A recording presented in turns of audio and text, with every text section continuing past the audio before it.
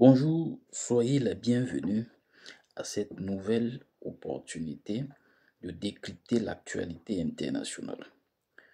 Nous nous intéressons aujourd'hui à Monsieur Boualem Sansal, écrivain intellectuel franco-algérien, pour dégager deux dynamiques concernant ce dernier.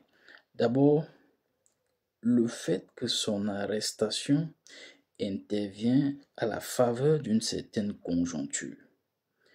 Les rapports diplomatiques tendus entre Paris et Alger, et nous allons brandir comme deuxième dynamique d'analyse la nécessité pour ce dernier, pour cette figure, cet intellectuel d'opinion, de clairement situer sa position vis-à-vis de l'islam. Parce qu'il fait l'objet de grandes accusations d'islamophobie. Et il lui est incapable, depuis longtemps, de présenter les garanties qui vont à l'encontre de cette accusation. Soyez donc la bienvenue à cette analyse. Cependant, si vous ne vous êtes pas encore abonné à notre chaîne, nous vous invitons à bien vouloir le faire, à bien vouloir partager nos contenus et in fine, nous livrer vos impressions à la section dédiée à cet effet, autrement dit, celle des commentaires. Boualem Sansal, écrivain franco-algérien et critique résolu de l'islamisme, est incarcéré depuis le 16 novembre en Algérie. Sa capacité à remettre en question les narrations officielles et à bousculer les polarités contemporaines en fait un acteur particulièrement vulnérable face aux autorités algériennes. Né en 1949 à Tiennet El Had, près de Tissemsilt, Boualem Sansal a acquis la nationalité française en 2024, renforçant ainsi son statut d'intellectuel engagé sur la scène internationale. Avant de se consacrer à la littérature, il a occupé divers postes prestigieux, notamment en tant qu'ingénieur consultant et haut fonctionnaire au ministère de l'Industrie algérien. C'est grâce au soutien de son ami, l'écrivain algérien de renom Rachid Mimouni, qu'il a pu se lancer dans l'écriture, ajoutant une voix critique à un paysage littéraire parfois censuré. Au fil des années, Boualem Sansal a produit une œuvre prolifique qui met en lumière les enjeux politiques, socio-économiques de l'Algérie. Ses écrits se caractérisent par des critiques incisives du régime en place et des dynamiques sociétales algériennes. En abordant des thématiques délicates, il a souvent fait face à la censure et à des menaces dans son pays natal. Qualifiant le gouvernement d'oligarchie mafieuse, il dénonce avec véhémence la corruption et la répression systématique des voix dissidentes.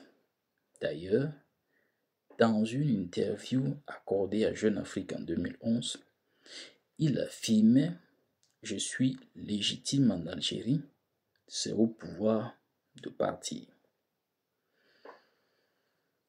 Ces récits, donc profondément ancrés dans une perspective sociale, examinent les bouleversements contemporains et interrogent les questions d'identité, notamment dans le contexte algérien. En ce sens, son œuvre contribue à une réflexion critique sur les défis auxquels fait face la société algérienne sur la scène internationale. Pour l'écrivain franco-algérien âgé de 80 ans, ses ennuis débute le 16 novembre 2024 à l'aéroport d'Alger. À son arrivée en provenance de Paris, il est immédiatement appréhendé et transféré dans les installations des services de sécurité, marquant ainsi une escalade préoccupante dans la crise qui sévissait, la crise diplomatique bien entendu, entre Paris et Alger. Il est d'ailleurs surprenant qu'un critique ouvert du régime ait pu échapper à la répression pendant si longtemps. Son arrestation survient dans un contexte diplomatique tendu entre la France et l'Algérie, exacerbé par le soutien de Paris au plan d'autonomie marocain pour le Sahara occidental en fin juillet. Boualem Sansal, auteur du Serment des Baba, apparaît donc clairement comme un instrument dans cette relation dégradée entre les deux nations. Et ce fut un coup de génie des autorités algériennes, parce que l'Algérie semble avoir identifié une vulnérabilité de la France, qui se préoccupe particulièrement lorsque ses ressortissants, qu'ils soient de sang ou alors naturalisés, sont emprisonnés à l'étranger.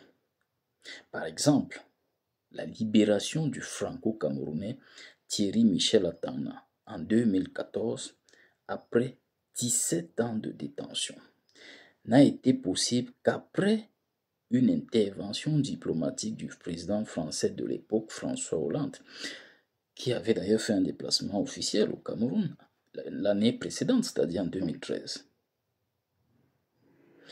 Il est donc probable que la résolution de cette situation passe par des canaux diplomatiques.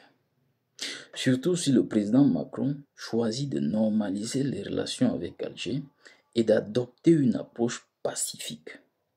En réalité, la condamnation définitive de l'écrivain à 5 ans de prison par les autorités algériennes ouvre la voie à une grâce présidentielle, exactement comme le président camerounais Paul Biya le fit en 2014 à la faveur du franco-camerounais Thierry Michel Atanga. Une autre ambiguïté qu'il est essentiel de clarifier concerne les accusations d'islamophobie portées à son encontre. Considéré comme un critique de l'islamisme, il soutient qu'il n'y a plus rien à espérer des religions. Vous voyez, c'est assez contre-productif pour un intellectuel d'opinion dans un pays où la religion est fortement enracinée, de manière générale et particulièrement l'islam. Sachez, en rappel, que l'on peut faire un croisement, établir un parallèle entre cela et la posture adoptée par le président turc Erdogan, qui lui l'a bâti sa réputation et son champ politique sur le principe d'un conservatisme islamique profond en Turquie. Et donc, autant le dire, cette dissidence religieuse ne lui a malheureusement pas été avantageuse. Donc,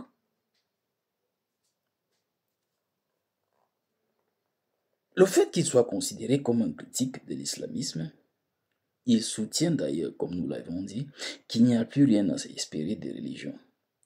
Vous voyez, ces déclarations lui valent parfois des accusations d'islamophobie, auxquelles il répond avec persistance, et il est important que nous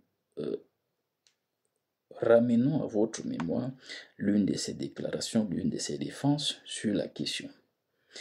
Je n'ai jamais, nous le citons, je n'ai jamais formulé de critique contre l'islam qui justifierait ces allégations. Ce que je dénonce constamment, c'est l'instrumentalisation de l'islam à des fins politiques et social. Fin de citation. Merci de nous avoir suivis. Nous vous invitons à demeurer en compagnie de nos analyses. Une fois de plus, merci et à très bientôt.